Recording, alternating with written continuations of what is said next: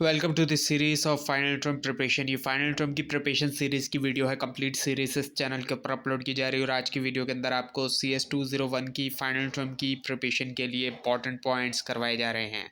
तो शुरू करते हैं आज के इस ट्यूटोरियल को। इसमें सबसे पहले ये कि जब कॉल किया जा रहा है फंक्शन को, आर्ग्यूमेंट्स जो वो असाइन किए जाते हैं पैरामीटर्स को लेफ्ट से राइट तक। सो ऑर्डर्स जो है वो मैटर करता है। फर्स्ट आर्ग्यूमेंट जो है वो असाइन किया जाता है फर्स्ट पैरामीटर को, और इसी तरह सेकंड जो है सेकंड को, और इसी तरह चलता रहता है। और ये जो पोजिशनल मैचिंग होती है डिफ़ॉल्ट तरीका होता है असाइन करने का आर्ग्यूमेंट जो है प्रोग्रामिंग लैंग्वेजेस के अंदर। उसके बाद ये कि classes defined inside other classes, ऐसी क्लासेस जिनको डिफाइन किया जाता है दूसरी क्लासेस के, वो कहलाई जाती हैं नेस्टेड क्लासेस। सो नेस्टेड क्लासेस एक ऐसी क्लास होती है जिसको डिफाइन किया जाता है स्कोप के अंदर दूसरी क्लास के। और उसके बाद ये कि एक्सेस करने के लिए डेटा जो है मेंबर्स जो है स्ट्रक्चर के डॉट ऑपरेटर जो है उसका इस्तेमाल जो है वो किया जाता है। सो एक जो एक्सेस होता है मेंबर का एक स्ट्रक्चर के अंदर यूज़ करते हैं dot operator structure variable name और जो मेंबर नेम होता है उसके दरमियान। उसके बाद ये कि जो फ्रेंड फंक्शन होते हैं क्लास के वो एक्सेस कर सकते हैं प्राइवेट मेंबर वेरिएबल जो है उस क्लास का। फ्रेंड फंक्शंस जो कि रिलेटेड डिक्लेयर्ड होते हैं क्लास के, लेकिन वो मेंबर नहीं होते क्लास के, उनको एक्सेस दिया जाता है प्राइवेट डेटा मेंबर्स जो एक क्लास का। और मैट्रिक्स की हम अगर बात करें, एक मैट्रिक्स जो होता है उसके अंदर इंटीजर्स हो सकते हैं, फ्लोट्स, डबल्स उसके एलिमेंट के तौर पर। बेस्ट तरीका होता है उसको हैंडल करने का कि यूज़ किया जाए जो है वो टेम्पलेट्स को। सो अगर प्रोग्राम को ज़रूरत होती है कि वर्क किया जाए इंटीजर्स के साथ, फ्लोटिंग पॉइंट या दूसरे टाइप ऑफ मैट्रिसेस यूज़ करते हुए, टेम्पलेट जो है वो बेहतर होगा कि लिखा जाए कोड, और ऐसा जो कि रीयूजेबल हो डेटा टाइप के अक्रॉस, ताकि अवॉइड किया जाए डुप्लीकेशन वगैरह को भी। उसके बाद ये कि इन इफ़ स्ट्रक्चर के अंदर जो ब्लॉक होता है स्टेटमेंट का वो एग्जीक्यूट होता है तभी जब कंडीशन जो है वो ट्रू होती है, तभी होता है ऐसा।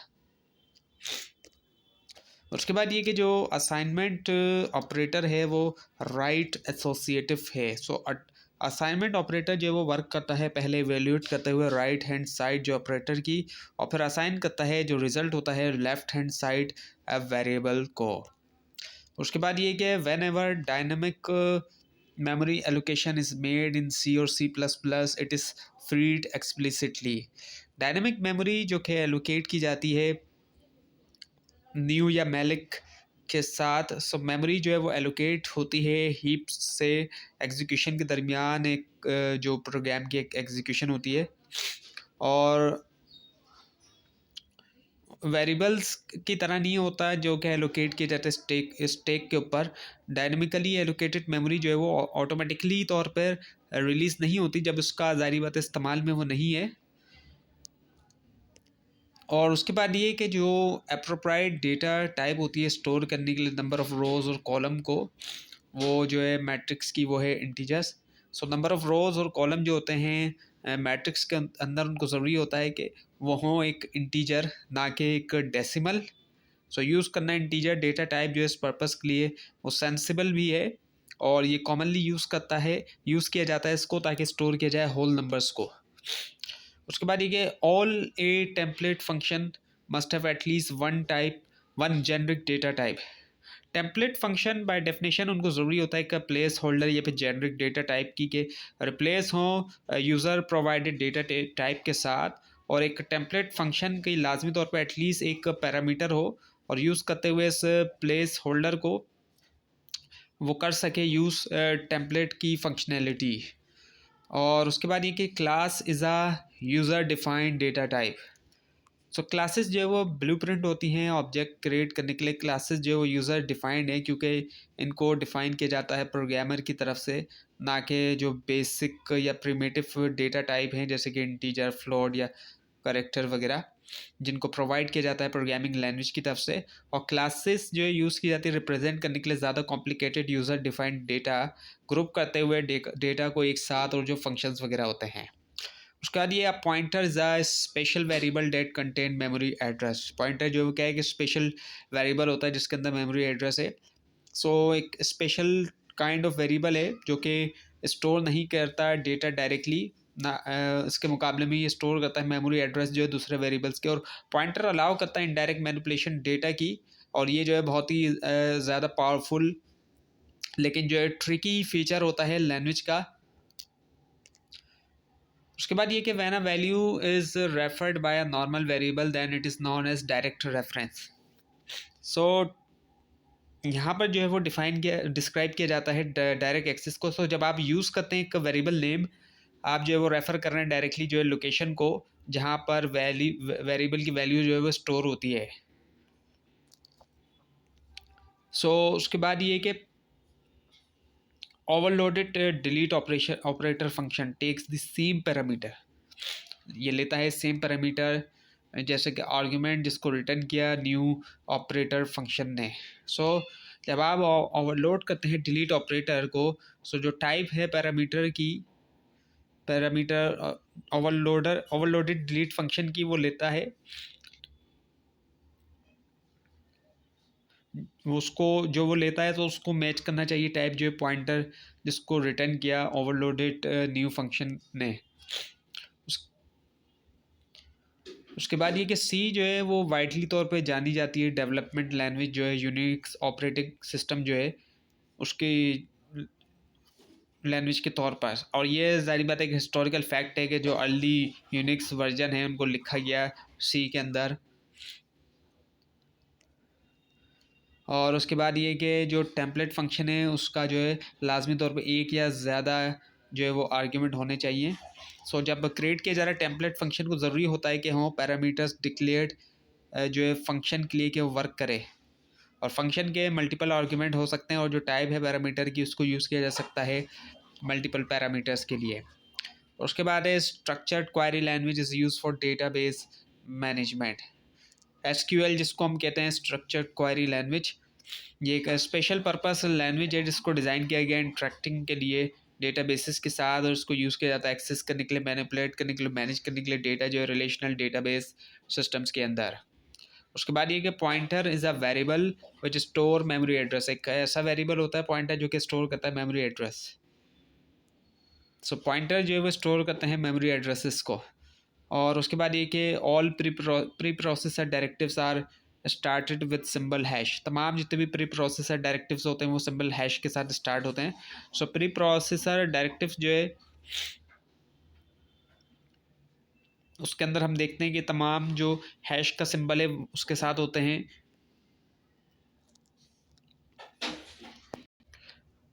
अब ये कि जो नंबर है 544.53 इसको लाजमी तौर पे स्टोर होना चाहिए फ्लोट डेटा टाइप के अंदर।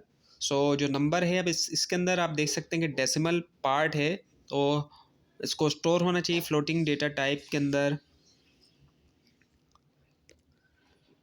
उसके बाद ये कि structure is a collection of only variables under a single name, structure जो क्या कलेक्शन होता है सिर्फ वेरिएबल का सिंगल नेम के अंडर में, इसको यूज़ करते हुए ग्रुप किया जाता है रिलेटेड डेटा वेरिएबल्स को एक कॉमन नेम के अंडर। और उसके बाद ये the code is return to implement the program, code जो है वो लिखा जाता है इम्प्लीमेंट करने के लिए प्रोग्राम। सो कोड इंस्ट्रक्शन जो है वो लिखी जाती है इंस्ट्रक्ट करने के लिए कंप्यूटर को कि कैसे एग्जीक्यूट किया जाए प्रोग्राम को। उसके बाद ये कि memory allocated at run time के ऊपर जो मेमोरी एलोकेटेड होती है वो सिस्टम रिसोर्स होती है, और ये रिस्पॉन्सिबिलिटी होती है प्रोग्रामर की कि वो एलोकेट करे मेमोरी को। सो जो ज़रूरत है प्रोग्रामर के लिए कि वो मैनेज करे मेमोरी को जब डायनामिक एलोकेशन होती है।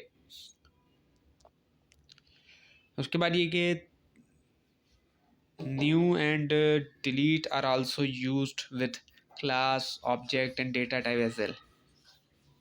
सो ये जो है न्यू और डिलीट ऑपरेटर जो है वो लिमिटेड नहीं है बेसिक डेटा टाइप तक, ये जो है यूज़ किए जाते हैं क्लास ऑब्जेक्ट्स और बाकी चीज़ों के साथ भी, मतलब जो एक बेसिक डेटा टाइप के अलावा भी इनके साथ भी यूज़ किए जाते हैं। उसके बाद ये कि जो रिटर्न टाइप होता है एक फंक्शन का जो रिटर्न नहीं करता कोई भी वैल्यू को लाजमी तौर पर अवॉइड करना चाहिए। सो एक फंक्शन जो है उसको डिज़ाइन किया जा सकता है एग्जीक्यूट करने के लिए टास्क, और वो हो सकता है रिटर्न ना करे कोई भी वैल्यू। उसके बाद ये कि Unix has been developed in C language, इसको यानी कि बनाया गया है किसके अंदर, सी लैंग्वेज के अंदर इसको बनाया गया है, यूनिक्स को लिखा गया है एक्चुअली अगर हम कहें प्रोग्रामिंग के हिसाब से। और उसके बाद ये कि लाइक मेंबर फंक्शन की तरह फ्रेंड फंक्शन जो है वो भी क्या कर सकते हैं, एक्सेस कर सकते हैं प्राइवेट डेटा।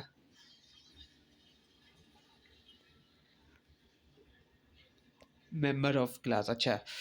अब ये कि जो ऑपरेटर फंक्शन है ओवरलोडेड, जो कि एक असाइनमेंट ऑपरेटर्स के लिए उसको लाजमी तौर पर मेंबर फंक्शन होना चाहिए क्लास का। सो जब आप ओवरलोड करते हैं असाइनमेंट ऑपरेटर को, सो ओवरलोडेड वर्जन जो होता है उस ऑपरेटर फंक्शन का, उसका जो है वो मेंबर फंक्शन होना चाहिए क्लास का, ना कि ग्लोबल या जो फ्रेंड फंक्शन है। और जो ऑपरेटर है द ऑपरेटर यूज़ फॉर, जो यूज़ होते हैं कास्टिंग के लिए सी के अंदर, वो स्टैंडर्ड कास्ट ऑपरेटर है।